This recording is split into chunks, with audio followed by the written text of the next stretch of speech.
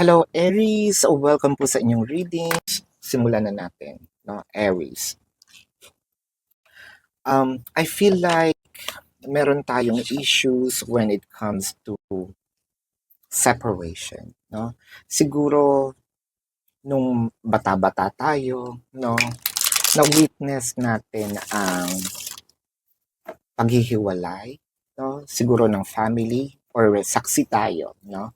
Witness tayo sa isang napakasakit na separation, whether it is by our parents or whether it is by someone who's really close to our hearts, no?